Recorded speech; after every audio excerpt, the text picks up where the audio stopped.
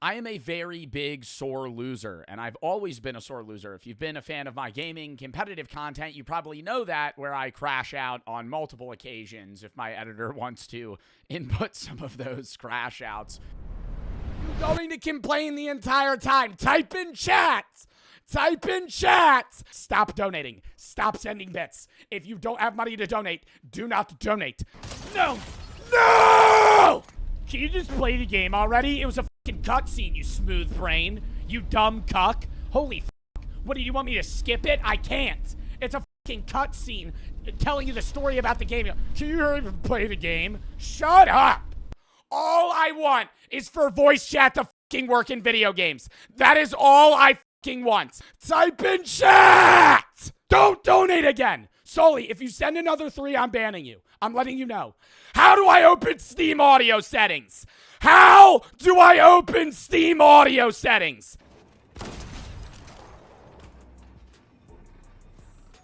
Break stream, everybody. Fuck! Stop donating! Save money! Get a life! Get a life! Are you fucking stupid? Are you fucking stupid? There's, thousands, but ever since I was a kid, I would cry when I lost. Not anymore, obviously. I think I handle it better now, even though I do still crash out. But I would cry at the smallest loss.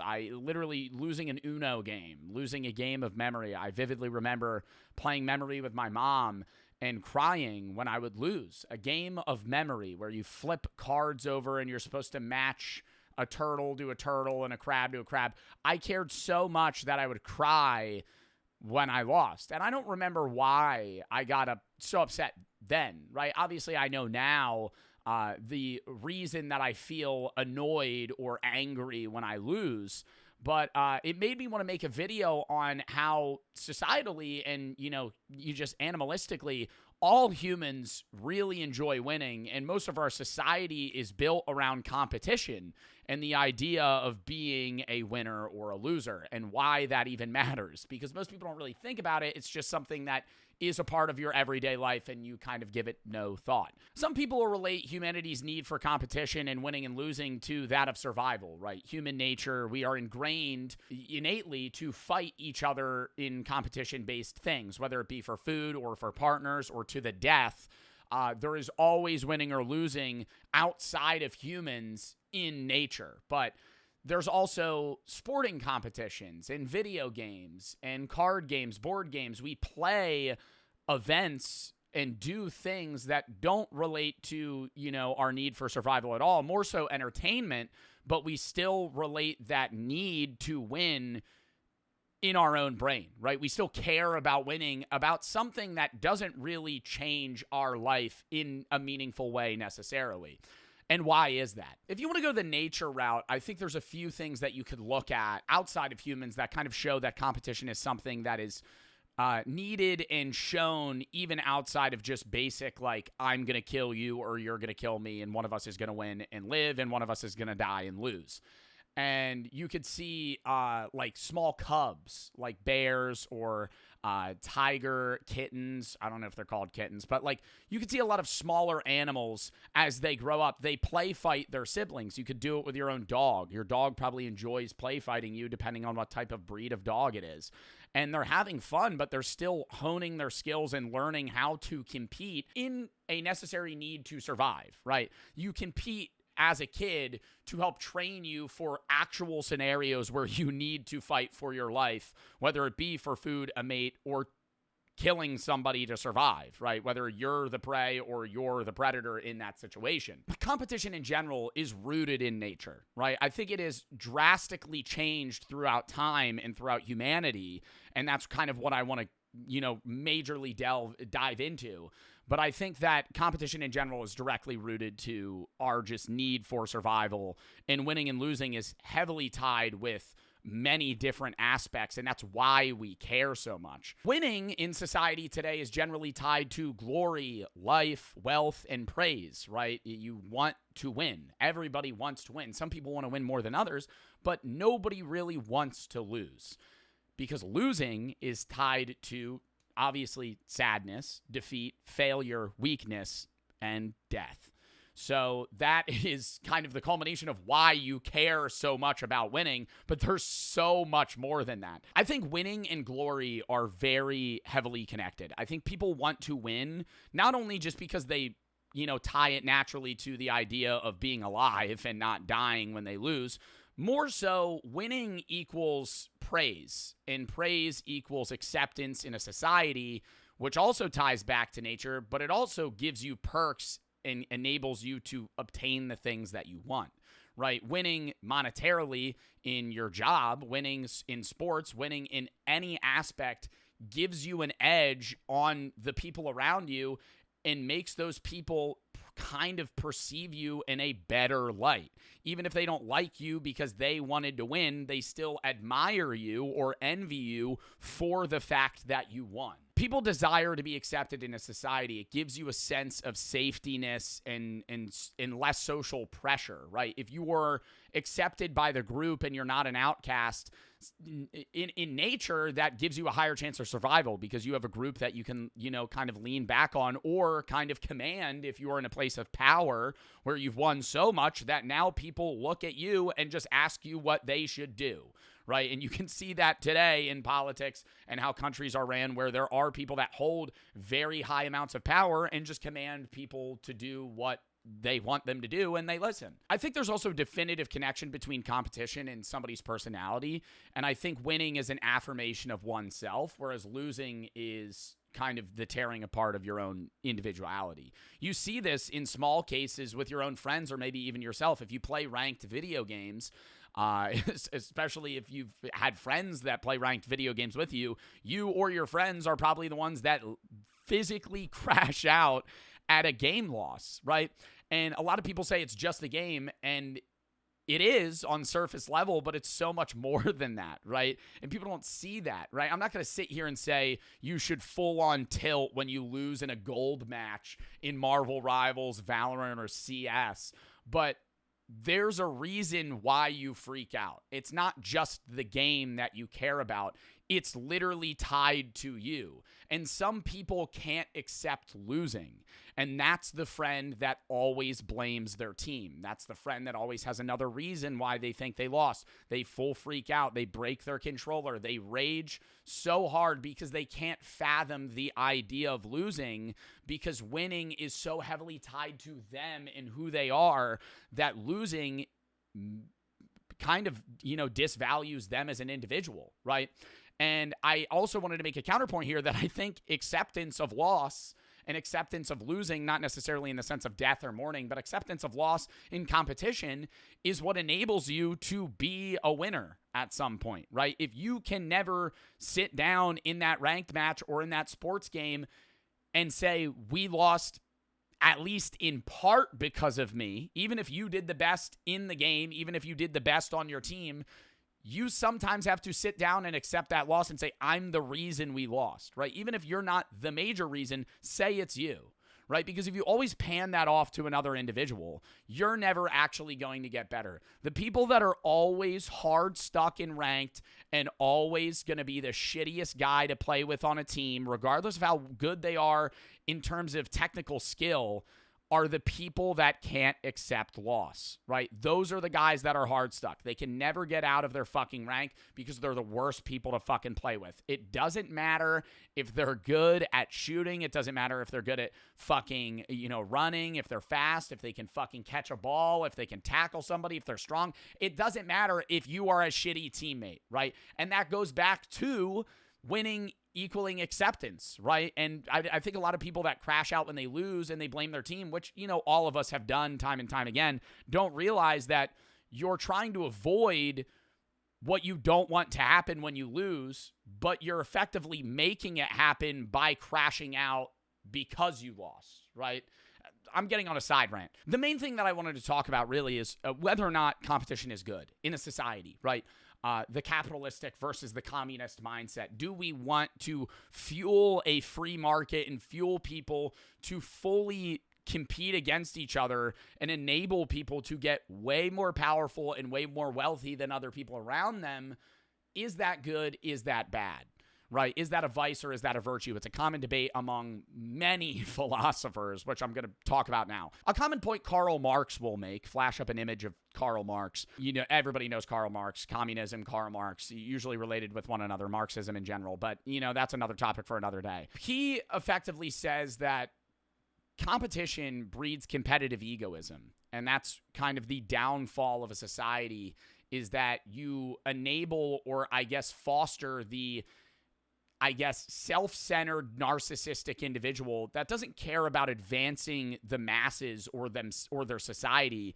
They only care about short-term gains for themselves, right? And he'll point out how, you know, competition in general may have some net positive in a short term, right, where you're able to, you know, advance minimally, but then you're going to have instances where people are solely caring about their own gain to where the actual group as a whole gets kind of halted, or the brakes are being pressed on humanity in general because some people are so advanced more than others and only care about themselves way more than others, to where the rest of everyone is left behind. And because of that, it's like the fucking 10 people at the top are just dragging the rest of the people by their faces behind them, instead of everybody just marching up the mountain together. Actually, it's not even the top people dragging the people behind them. It's the top people fucking curb stomping the people below them so that they can maintain that position for themselves. It's no longer about competition breeding success, innovation, and advancement.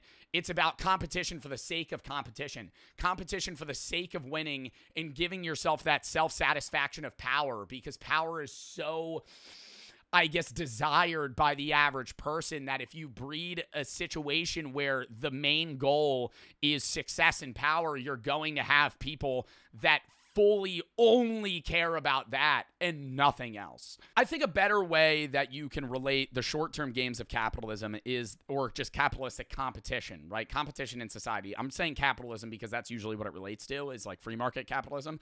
Anyways, the best thing you can relate it to is, say you have two companies, right, that sell technology products, right? And they're both fighting against each other.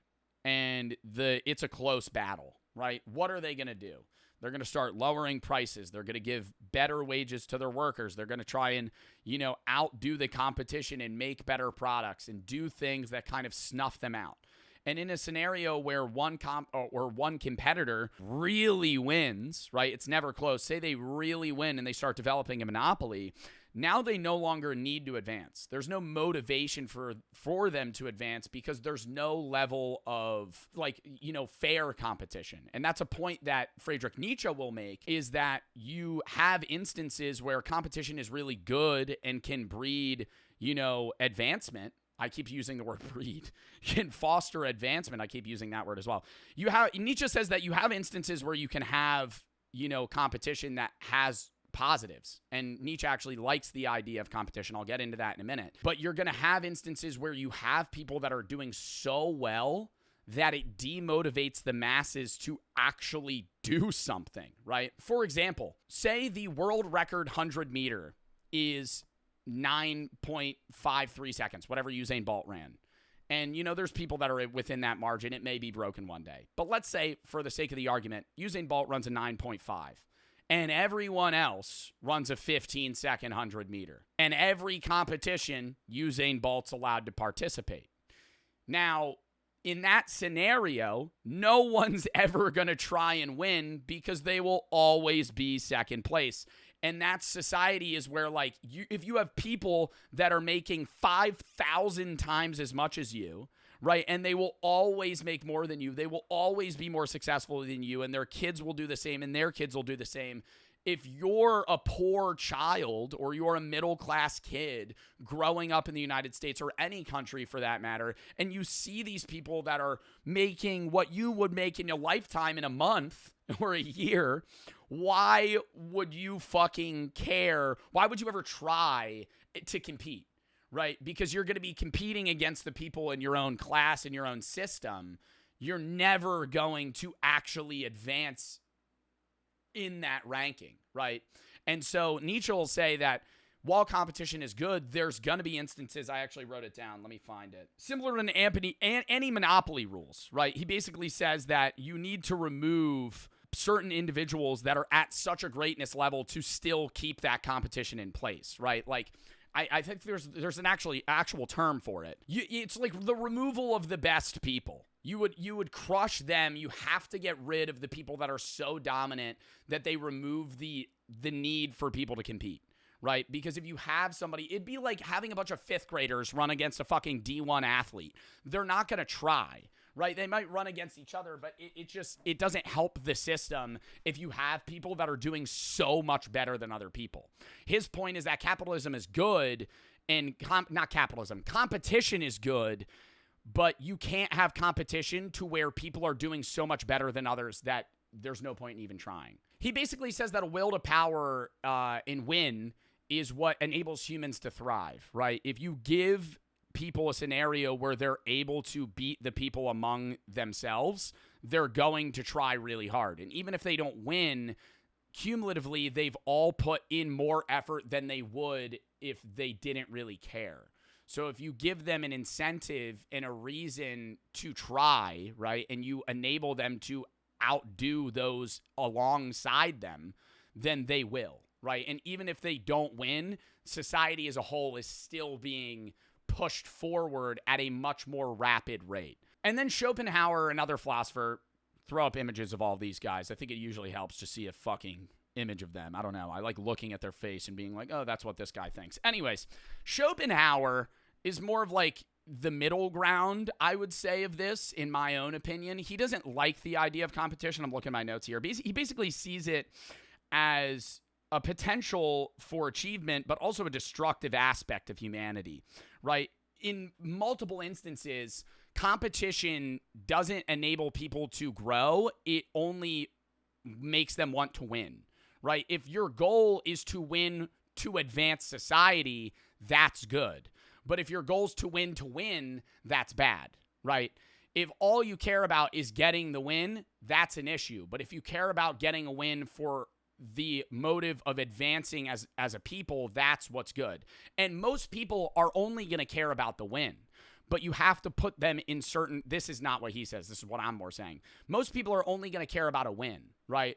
But you have to put them in a specific guideline or funnel where when they care about winning, they're able to advance everyone, including themselves, in a meaningful way, right? Don't let them just win to win and then grow to power and just hold on to that for the sake of being better than everybody else and just fucking hard stop society in general so they can hold on to that power. You want them to grow as a whole while still being competitive, right? You kind of need that middle ground, in my opinion, between what, fucking Karl Marx is saying and what Nietzsche is saying or what Schopenhauer in general. It's like you want to have competition in society, but you need restrictions to enable people to still feel the need to compete.